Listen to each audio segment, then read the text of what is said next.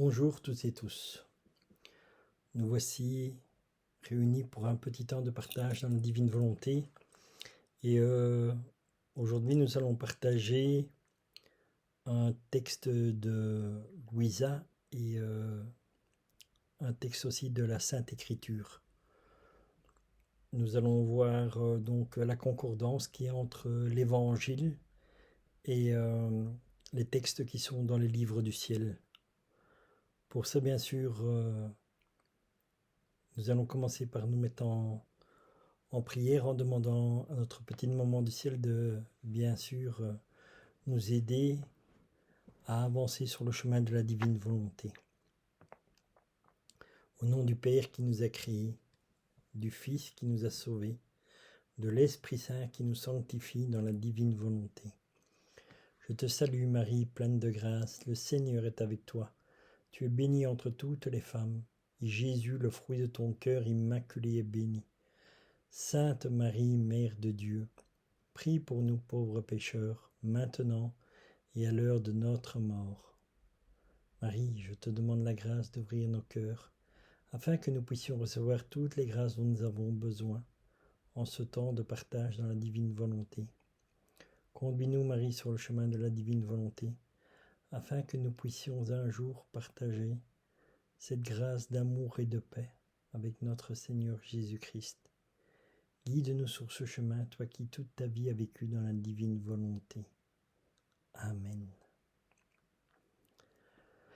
Alors aujourd'hui, ce que je propose que nous regardions, c'est la grande mission qui a été confiée à Saint-Pierre et à Luisa Piccarreta. Nous allons voir cela avec la Sainte Écriture, comment Jésus instaure son Église et comment il confie aussi la grande mission de la divine volonté à Luisa Piccarreta. J'ai pris 2 textes du livre du ciel et alors j'ai pris aussi quelques passages de l'évangile, vraiment pour voir cette concordance. On va commencer par le petit passage d'évangile concernant Saint-Pierre et nous allons voir un texte du ciel concernant Luisa Piccarreta. Donc l'évangile, bien sûr, c'est pour Saint-Pierre et le livre du ciel, c'est pour Luisa Piccarreta. Après, on va un peu parler aussi sur voilà, le contenu du texte et le contenu de l'évangile pour voir comment le Seigneur veut nous éclairer à bien comprendre et à approfondir la divine volonté et bien sûr avec l'évangile. Donc on va commencer par l'évangile de Matthieu. Nous allons à Matthieu 16, 18, 19. Et moi je te dis que tu es Pierre, et que sur cette pierre je bâtirai mon église, et que les portes du séjour des morts ne prévaudront point contre elle. Je te donnerai les clés du royaume des cieux. Ce que tu lieras sur la terre sera lié dans les cieux. Ce que tu délieras sur la terre sera délié dans les cieux. Donc voilà, ça c'est Saint-Pierre qui est posé. Donc le texte de l'évangile qui nous est. Maintenant pour Luisa Piccarreta, donc bien sûr ce n'est pas dans l'évangile, mais c'est dans le livre du ciel. Là c'est un texte que j'ai choisi, c'est un texte qui est un peu long, mais vous allez voir qu'il est vraiment très explicite, et on va voir aussi l'importance du chiffre, parce que bien sûr dans la Sainte Écriture il y a beaucoup de chiffres qui ont une importance, et ici aussi nous allons vraiment voir l'unité qu'il y a avec la Sainte Trinité. Dans le livre du ciel, nous allons aller au tome 15, donc le livre du ciel tome 15, Luisa Piccarreta, le 11 juillet 1923. Et là nous avons ceci. Les 3 œuvres de Dieu ad extra, la création, la rédemption et l'accomplissement de la divine volonté, sur la terre comme au ciel. La troisième devant être l'apogée et le sceau des deux premières.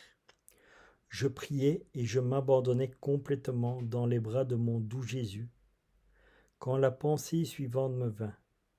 Je suis la seule à subir le martyre d'importuner les autres et d'être un poids pour mes confesseurs, en les fatiguant avec mes affaires et mes relations avec Jésus, tandis que les autres sont libres. Quand ils entrent dans un état de souffrance, ils se libèrent. Pourtant, combien de fois j'ai prié Jésus pour qu'il me libère, mais en vain. Pendant que j'entretenais ces pensées et bien d'autres, mon bien-aimé Jésus vint, toute bonté et tout amour. S'approchant tout près de moi, il me dit, « Ma fille, plus grande est l'œuvre que je veux accomplir, plus il est nécessaire que la créature choisie soit traitée exceptionnellement. L'œuvre de la rédemption a été la plus grande. J'ai choisi comme intermédiaire une créature, et je l'ai comblée de tous les dons comme jamais auparavant, afin qu'elle puisse être ma mère, et afin que je puisse déposer en elle toutes les grâces de la rédemption. À partir du moment de sa conception, jusqu'à celui de ma propre conception en elle, je l'ai tenue cachée dans la très sainte Trinité qui l'a gardée et dirigée en tout. Quand j'ai été conçu dans son sein virginal, étant le véritable grand prêtre et le premier parmi les prêtres, j'ai assumé de la protéger et de la diriger en tout, même dans les battements de son cœur. À ma mort, je n'ai pas voulu la laisser sans l'assistance de l'un de mes prêtres, Jean, une âme privilégiée, remplie de grâce et unique à la fois devant Dieu et devant l'histoire. Est-ce que j'ai fait cela pour d'autres âmes? Non, car ne possédant pas autant de dons et de grâces, personne d'autre ne méritait une telle protection et une telle assistance. Et toi, ma fille, tu es également particulière devant moi et devant l'histoire. Il n'y a pas eu d'autre créature avant toi, et il n'y en aura pas après toi, qui, par nécessité, ait été pourvue de ce point à ce point de l'assistance de mes ministres. Je t'ai choisi afin de déposer en toi les actes de ma volonté suprême. Il était approprié, en vertu de la sainteté de ma volonté, que certains de mes ministres t'accompagnent et soient dépositaires des grâces que comporte ma volonté, pour ensuite les communiquer au reste de l'Église. Il faut bien des précautions de la part et de la part de ta part et de la part de ses ministres.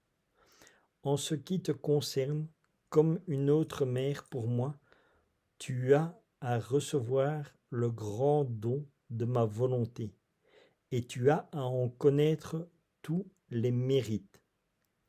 En ce qui concerne mes ministres, ils doivent recevoir ces choses de toi, afin que le fiat voluntas tua, sur la terre comme au ciel, soit réalisé dans mon Église. Ah, tu ne sais pas tout ce que j'ai dû te donner pour rendre possible le dépôt de ma volonté en toi. J'ai enlevé de toi le germe de la corruption. J'ai purifié ton âme et ta nature de manière à ce que tu ressentes rien envers eux et eux envers toi.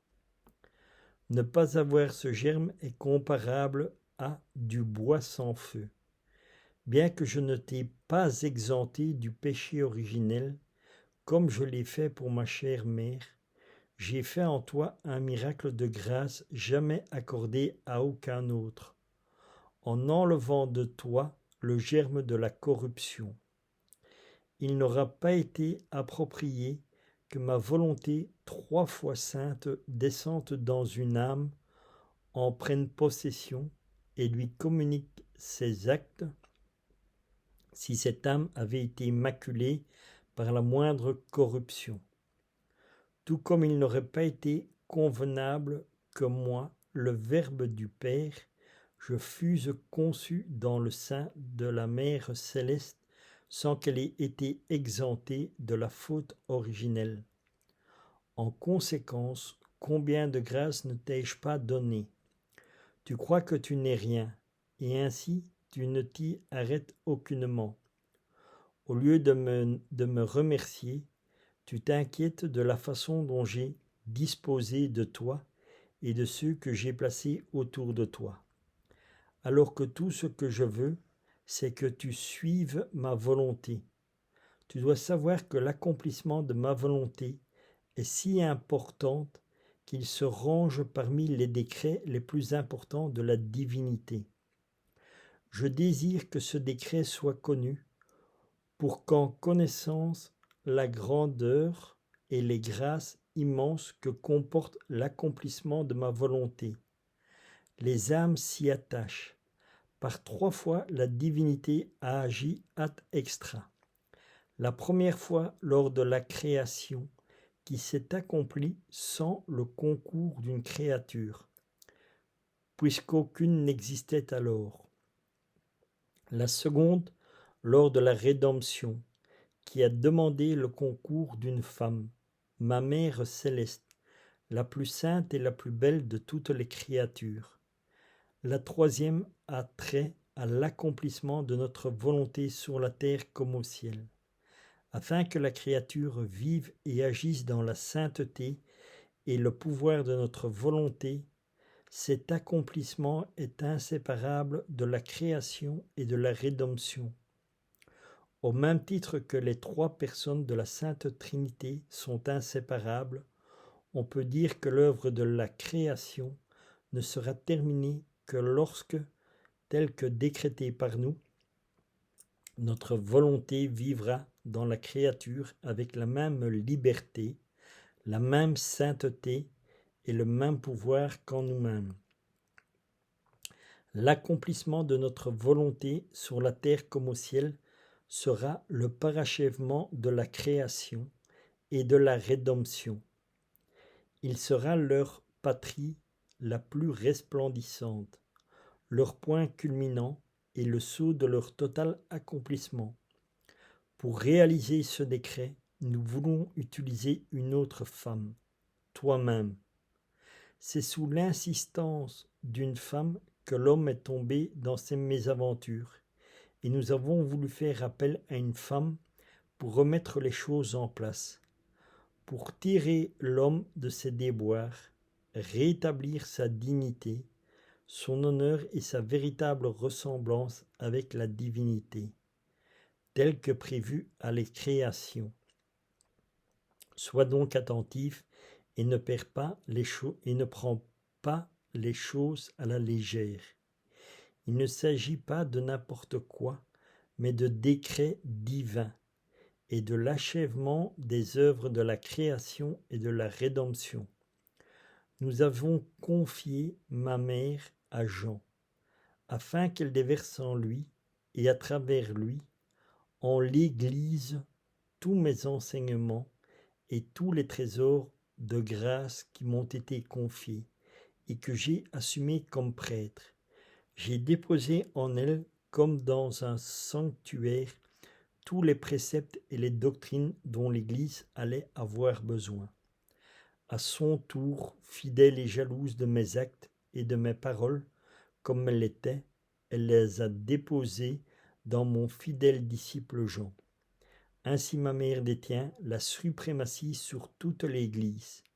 J'ai procédé de la même manière avec toi, comme l'Église entière doit participer au fiat voluntas tua. Je t'ai confié à l'un de mes ministres, afin que tu puisses déposer en lui tout ce que je t'ai révélé sur ma volonté.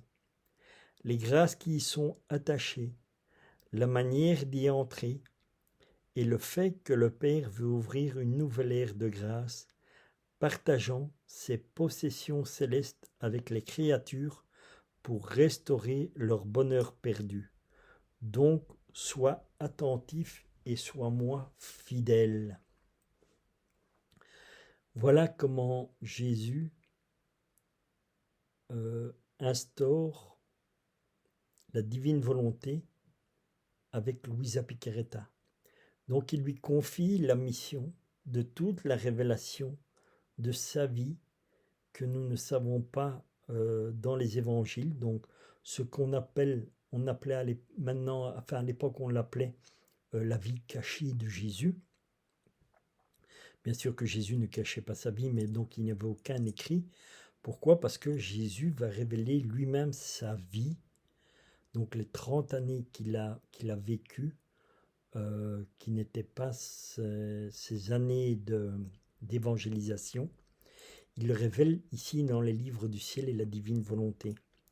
Donc il institue Luisa Picaretta pour qu'elle puisse apporter tous les enseignements de la divine volonté. Et bien sûr, encore une fois, qu'est-ce que Jésus fait? Il le donne à une personne et cette personne doit l'apporter à son Église. D'où l'on voit toujours l'importance que le Seigneur s'occupe toujours de son Église et ne la laisse pas. Comme il avait dit, il instaure son Église, il a dit « Pierre sur ta pierre, je bâtirai mon Église et les portes de l'enfer ne prévaudront ». Ça veut dire que n'importe quelle attaque qui se passe, le Seigneur s'en occupe toujours. Et maintenant, il le fait ici avec la divine volonté. Pourquoi est-ce que je vous partage ce texte-là? Parce que justement, ici, maintenant, nous allons continuer à voir ce qui se passe et quelle est cette correspondance qu'il y a vraiment entre la Sainte Écriture et les livres du ciel. Et nous allons vraiment voir le rapprochement qu'il y a entre Luisa Picaretta et Saint-Pierre, parce que ce sont des faits que j'ai trouvé qui étaient très intéressants à partager et que bien sûr après vous pouvez vous-même approfondir puisque vous avez les références que je vous laisse de la Bible. Après reprenez la Bible vous-même, lisez les paroles de l'Évangile et allez rechercher le texte du ciel et vraiment comme ça vous pouvez avoir une petite méditation. Comme il y a beaucoup de gens aussi qui n'ont pas beaucoup de temps à consacrer à la divine volonté, prenez vraiment un petit temps de partage de la parole de Dieu et des livres du ciel.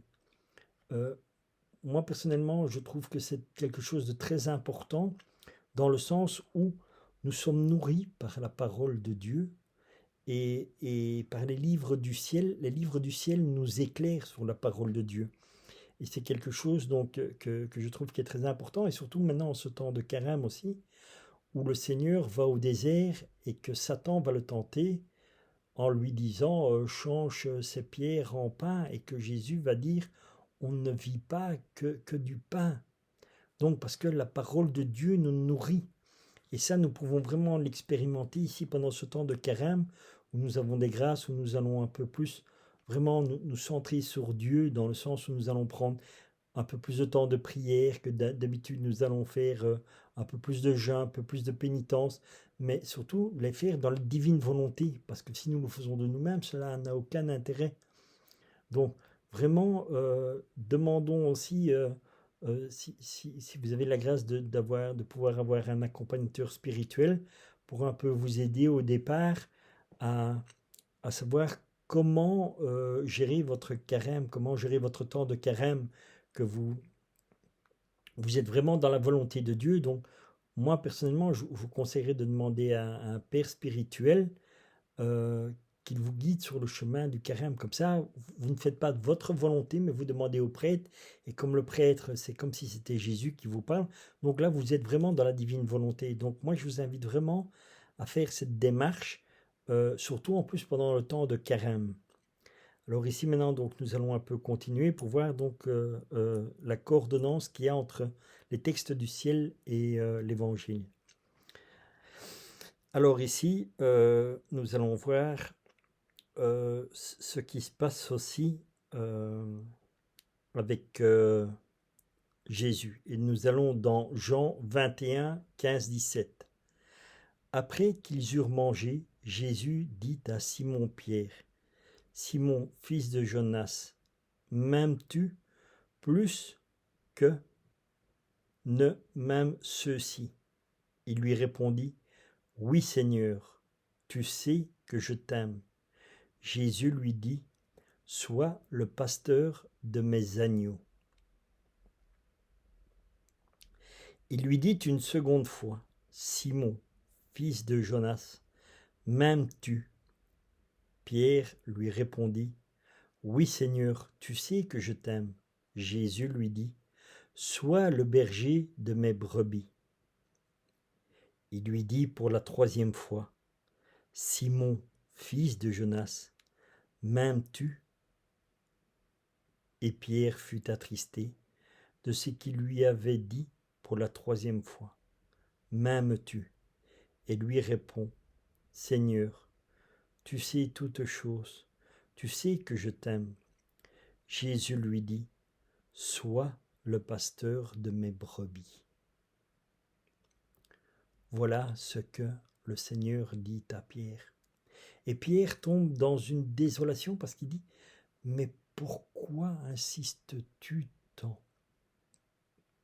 Et c'est là que nous allons commencer à comprendre et à voir la grâce qui était dans la divine volonté, parce que Jésus, toute sa vie, n'a fait que réparer.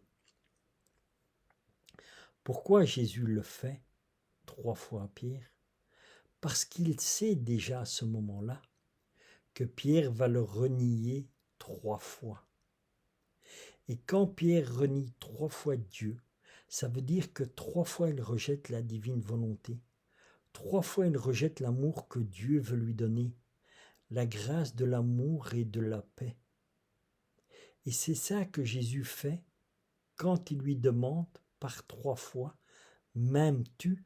En fait, Jésus répare déjà ce que Pierre va causer comme dégâts, comme blessure, parce que à partir du moment où nous ne faisons pas la divine volonté,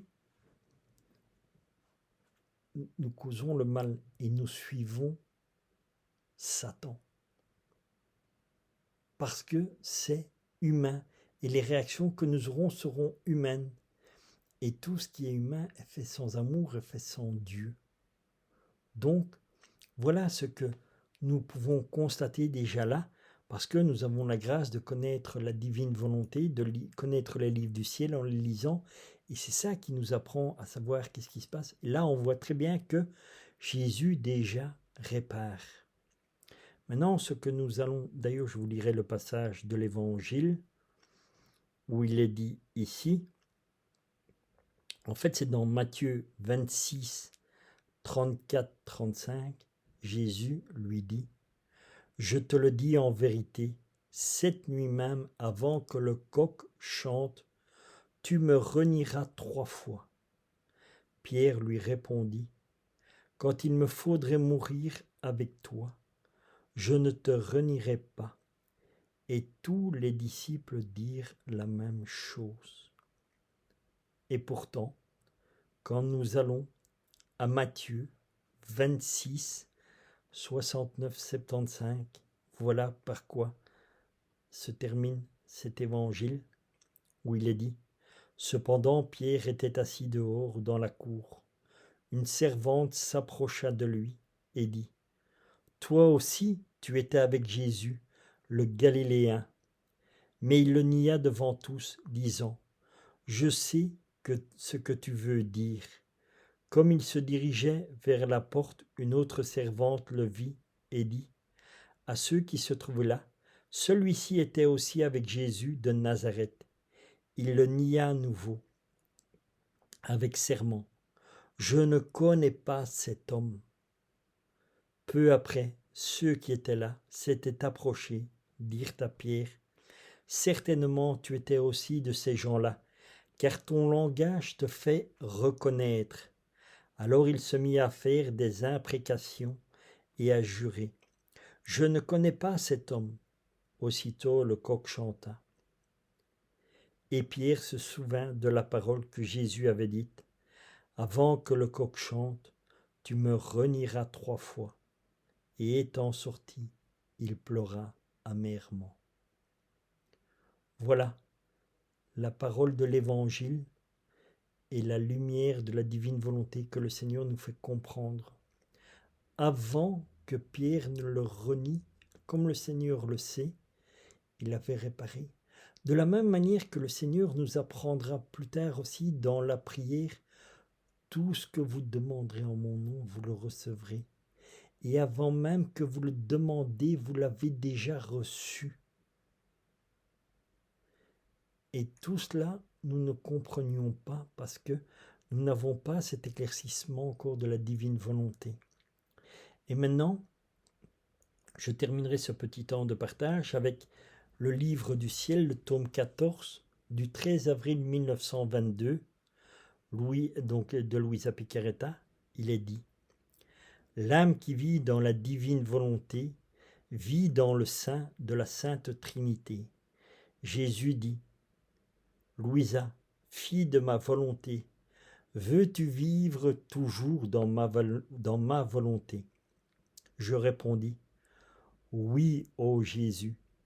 Il reprit: mais veux-tu vraiment vivre dans ma volonté? Je répondis: vraiment, mon amour, de plus, je ne reconnaîtrai aucune autre volonté. Je ne m'y adapterai pas. Jésus dit de nouveau: mais es-tu certaine de le vouloir? Me sentant confuse et presque craintive, j'ajoutai: Jésus, ma vie, tu me fais peur avec tes questions. Explique-toi plus clairement. Je te réponds avec certitude, mais je compte toujours sur ta force et sur l'aide de ta volonté, laquelle m'enveloppe si bien que je ne peux vivre autrement qu'en elle. Il poussa un soupir de soulagement et continua: comme tes 3 affirmations me réjouissent, ne crains pas, elles ne constituent que des confirmations, afin qu'en toi soit scellée d'un triple sceau la volonté des 3 personnes divines. Sache que quiconque vit dans ma volonté doit s'élever à de telle hauteur qu'elle en vienne à vivre dans le sein de la très sainte Trinité. Ta vie et la nôtre doivent ne faire qu'un. Il est nécessaire que tu saches où tu en es et en quelle compagnie tu es. Tu dois aussi te conformer à tout ce que nous accomplissons. Ainsi tu vivras en notre sein totalement consciente, consentante, sans contrainte et avec amour. Voilà exactement ce qui était arrivé à Pierre. Jésus le demande 3 fois à Luisa Piccarreta. Nous le voyons très bien ici dans cet enseignement que Jésus fait. Jésus confie une grande mission, et cette mission ne peut être accomplie que dans la Sainte Trinité. Donc toujours par 3 fois. Il consolide chacun dans le Père, dans le Fils et dans l'Esprit Saint, afin qu'en leur âme soit scellée la divine volonté. Tout cela, nous ne le savons pas dans l'Évangile parce que nous n'avons pas eu encore la grâce que Jésus dévoile la divine volonté, parce que c'est très bien ce qu'il disait en partant, en quittant la terre. J'ai encore tant de choses à vous dire, mais vous ne pouvez les comprendre maintenant. Maintenant, 2000 ans se sont passés et le Seigneur nous fait grâce de la divine volonté. Nous avons la grâce maintenant de cette compréhension, de cet éclaircissement que le Seigneur nous donne par les livres du ciel. Donc voilà l'importance vraiment de bien lire tous les livres du ciel et toujours accompagné de la Sainte Écriture. Et ici, nous le savons et nous le voyons encore, et même déjà vous pourrez le constater, et vous le savez déjà aussi bien avec le Père Dominique Duthène qu'avec le Père Gabriel Chonang, que ce sont eux qui vont devoir parler et enseigner la divine volonté, parce que c'est l'Église qui doit enseigner. Nous pouvons partager. Moi, je ne suis pas prêtre, mais je fais partie de l'Église comme chaque laïc fait partie de l'Église. Moi, je peux vous partager un témoignage simple de la grâce que le Seigneur me fait de compréhension de la divine volonté, mais ce n'est pas un enseignement parce que je n'ai pas fait de théologie, je n'ai pas d'instruction particulière de l'Église. Je vous partage les choses simplement en tant que laïc, mais en étant de l'Église, parce que je suis dans la famille comme tout être humain, nous appartenons tous à l'Église. Mais ce sont les prêtres, eux, qui doivent faire les enseignements. Et c'est pour ça d'ailleurs, donc on le voit très bien avec Luisa Picaretta, Jésus le donne à Luisa Picaretta parce qu'elle fait partie de l'Église, mais pour les donner à ses ministres. Parce qu'eux ont toute la connaissance, eux ont des éclaircissements que nous n'avons pas. Eux ont fait des études de théologie et tout ça, ils ont été formés à ça, ce que nous n'avons pas eu cette formation. Donc nous avons des enseignements que le ciel nous donne et nous les partageons tout simplement. Et voilà. Donc d'où l'importance de toujours bien écouter le livre du ciel, de toujours lire le livre du ciel à la lumière de l'Esprit Saint qui éclairera avec la Sainte Écriture. Donc toujours l'Évangile d'un côté et les livres du ciel de la même manière que il est dit que pour les apôtres de la fin des temps, dans une main ils ont le chapelet, dans l'autre ils ont la croix. Voilà. Donc chacun fait selon ce que le Seigneur demande. Ici, moi, je vous partage simplement un petit partage de ce que le Seigneur me permet de vivre et de comprendre à travers sa parole, à travers les livres du ciel, et je vous le partage simplement. Donc maintenant, moi, je vous invite vraiment à reprendre les textes de l'Évangile et donc je vous donne la référence. Donc il y avait Matthieu 16 au chapitre 16 versets 18 et 19, et il y avait aussi dans l'Évangile Jean au chapitre 21 versets 15 à 17, et il y avait Matthieu chapitre 26 34 versets 34 et 35, et Matthieu chapitre 26 versets 69 à 75, et pour nos amis français 75. Et alors nous avions dans le livre du ciel, donc nous avons le premier texte que je vous ai lu, donc était le tome 15 du 11 juillet 1923, et l'autre texte du ciel que je vous ai partagé, c'est le tome 14 du 18 avril 1922. Voilà, nous terminons ce petit temps de partage dans la divine volonté avec la Sainte Écriture, et je vous propose de le terminer en faisant une petite prière à notre Seigneur pour le remercier de toutes les grâces qu'il nous a données en ce temps de partage de la divine volonté.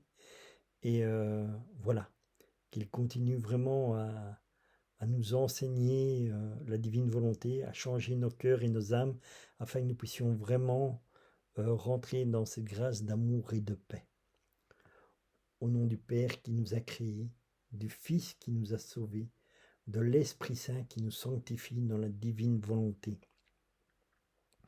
Notre Père qui es aux cieux, que ton nom soit sanctifié, que ton règne vienne, que ta très sainte volonté soit faite sur la terre comme au ciel. Donne-nous aujourd'hui notre pain de ce jour. Pardonne-nous nos offenses, Seigneur, comme nous pardonnons à ceux qui nous ont offensés. Et ne nous laisse pas entrer en tentation, mais délivre-nous du malin. Seigneur, je te rends grâce dans la divine volonté pour toutes les grâces que tu nous as données en ce temps de partage. Merci, Seigneur, de toujours transformer nos cœurs et nos âmes, de changer nos vies, afin que nous puissions réellement vivre dans la divine volonté, que nous puissions agir dans la divine volonté, que nous soyons toujours dans la divine volonté, Seigneur, afin qu'un jour nous pouvons profiter avec toi dans l'éternité de vivre au ciel dans la divine volonté. Amen.